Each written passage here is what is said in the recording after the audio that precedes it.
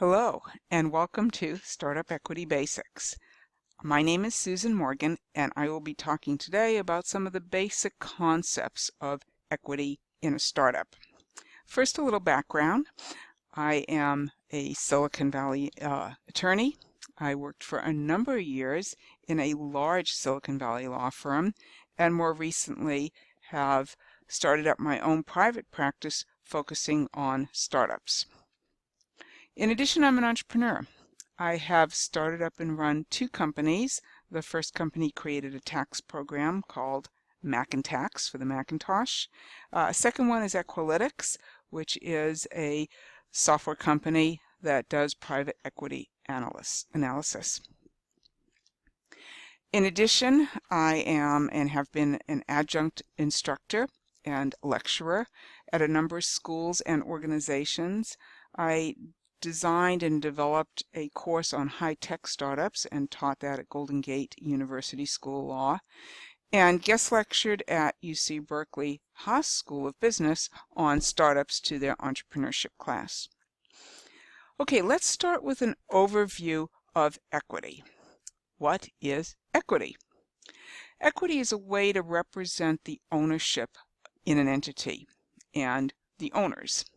Equity is measured in or characterized in terms of units of ownership and measured by a certain amount and type or class of ownership. Now, how equity is characterized will vary with the nature of the entity. So as a brief overview of different entities and how they characterize their equity, first, partnerships, general or limited partnerships. The equity holders are referred to as partners. The equity that they hold can be characterized as partnership interest or a percent interest. Sometimes it's characterized as partner units. Limited liabilities are similar to partnerships. The equity holder is a member, and the equity is characterized as membership interest or percent interest, and sometimes member units. Corporations are a little bit different. The equity holder is called a stockholder or a shareholder, and the equity is always stock or shares of stock.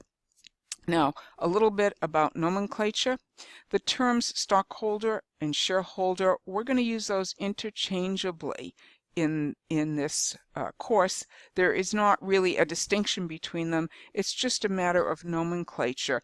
Some states where you're incorporated will refer to their equity holders as stockholders. Other states in their corporate statutes will call them shareholders.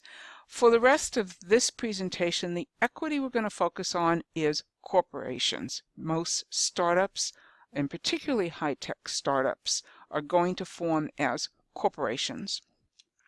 So, what is the ownership?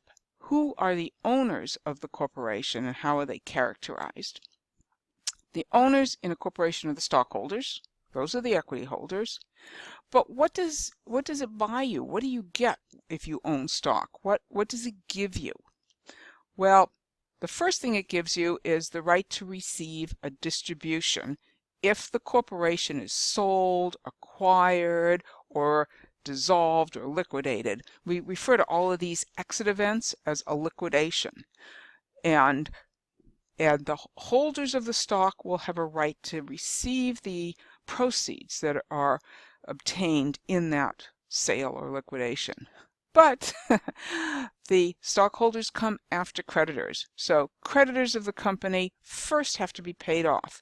It's only after they paid off that the rest of the proceeds are available to be distributed to the stockholders. Another right or value that is provided by holders of stock is they will have certain limited voting rights, the rights to vote on certain matters. What about control? Who controls the company? Do the stockholders control the company? Not really. The board of directors controls the corporation. The board operates under the corporate statutes that are provided by the state. So a word about corporations. Corporations are creatures of state law. There's no such thing as a federal corporation. Each state has its own corporate statutes, and the state that you incorporate your company in, that's the statute that will apply. Under that statute, under those corporate statutes, will be the powers of the board. The board basically controls the corporation. The board will appoint executive officers such as CEO, CFO, to run the daily business of the corporation. These officers will appoint other employees and officers to help them run the business. So, what role do the stockholders play if the board has control? The stockholders elect the board. So there's a kind of an ultimate control in that the stockholders have the voting power to choose the members of the board of directors. But once that board is chosen, the stockholders act more as passive investors. The board actually then run the company along with the officers that it appoints. There is one other area where the stockholders have a voice, and that is there are certain significant type of events that require stockholder approval. If the company wants to be sold or get acquired, these liquidation events, for example, will require, in addition to the board approving them, approval of the stockholders. Okay, so what have we learned so far in this overview? First of all, the stockholders own the company. They have only a limited control of the company. They have ownership. The board controls the company. The board then appoints executive officers to help it run the company. But the stockholders elect the board, so they have that ultimate voting capability to choose the board of directors who then control the company. And the stockholders are required to approve certain major actions under state statute, so they have a certain limited voting control. Okay, that concludes section 1.